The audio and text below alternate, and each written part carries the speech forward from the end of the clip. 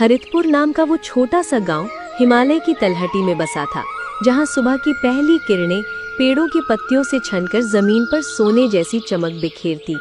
हवा में जंगलों की ताजी महक घुली रहती। दूर से बहती नदी की कलकलाहट कान में मधुर संगीत की तरह बजती और गांव के लोग अपने दैनिक कामों में लगे रहते। कोई खेत जोतता, कोई पशुओं को चराता, तो कोई जंगल से लकड़ियां लाता। लेकिन इस शांत गांव में एक अंदरूनी उथल-पुथल थी, जो सतह के नीचे छिपी हुई थी।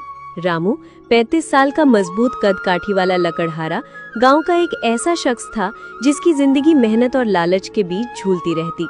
उसके हाथों में कुल्हाड़ी हमेशा तैयार रहती और आंखों में एक चमक जो अधिक कमाने की भूख दर्शाती। रामू का बचपन गरीबी में बीता था, इसलिए वो हर मौके को सोने में बदलने की कोशिश करता, लेकिन ये लालच उसे कभी-कभी अंधेरे रास्तों पर ले जाता। उसकी पत्नी सीमा 30 साल की कोमल और संवेदनशील महिला घर की जिम्मेदारियां संभालती, लेकिन उसका दिल हमेशा रामू की चिंता में डूबा रहता। सीमा की आंखें गहरी थीं, जो प्यार से भरी होती, लेकिन डर की एक परत हमेशा उन पर छाई रहती। डर कि कहीं रामू जंगल की गहराइयों में खो न जाए। गांव में रामू का सबसे करीबी दोस्त था हरी, 32 साल का किसान जो डरपोक स्वभाव का था लेकिन दोस्ती में अटूट। हरी के दिन खेतों में बीतते, जहां वो मिट्टी की गंध में सुकून पाता, लेकिन शाम को रामू से बातें करना उसकी आदत थी। और फिर सरपंच जी, 60 साल के बुजुर्ग जिनकी सफेद दाढ़ी और गहन आंखें गांव की हर समस्या को पढ़ लेती लगती। सरपंच जी पुरानी कहानियां सुनाते, रहस्यमय चेतावनियां देते और उनकी आवाज में एक ऐसी गहराई होती जो सुनने वाले को सोचने पर मजबूर कर देती। ये चारों गांव के जीवन की धुरी थे, लेकिन आज का दिन सब कुछ बदलने वाला था। एक ऐसा दिन जहां लालच की एक छोटी चिंगारी एक विशाल आग में बदलने वाली थी।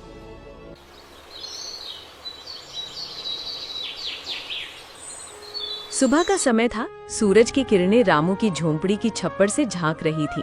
रामू लकड़ी के बेंच पर बैठा चाय की चुस्की ले रहा था। चाय की भाप उसके चेहरे पर गर्माहट बिखेर रही थी। बाहर मुर्गियां चहक रही थीं और हवा में ताजी रोटियों की खुशबू फैली हुई थी। रामू की आंखों में उत्साह की चमक थी, लेकिन सीमा की चिंता आज कुछ ज्यादा गहरी लग रही थी। पिछली रात उसे एक बुरा सपना आया था। रामू एक अंधेरी दुनिया में फंसा, जहां से कोई रास्ता नहीं। सीमा रसोई में रोटियां सेक रही थी। उसकी उंगलियां चूल्हे की गर्मी से लाल हो रही थीं, लेकिन मन कहीं और था। अरे सीमा, आज जंगल में उस नई जगह पर जाऊंगा जहां कल हरी बता रहा था। वहां मोटी मोटी लकड़ियां हैं, सोने जैसी चमक वाली। कल्पना कर, अगर मैं उन्हें काटकर बाजार ले गया तो कितने पैसे मिलेंगे। तुम्हारे लिए नई साड़ी, घर के लिए नया सामान, शायद एक छोटा सा प्लॉट भी खरीद लें। बस आज का दिन अच्छा हो जाए, हमारी गरीबी खत्म हो जाएगी। क्या कहती हो सीमा, उत्साहित नहीं हो?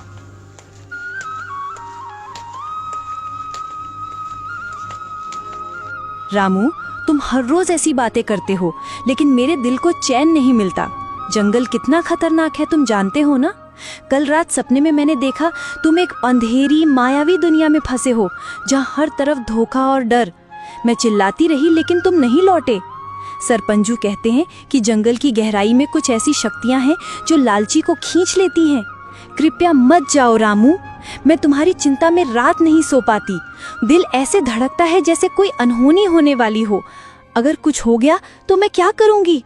हमारा ये छोटा सा घर, हमारी सारी यादें, सब तुम पर टिकी हैं। मुझे डर लगता है, बहुत डर। क्या तुम मेरी बात नहीं मानोगे?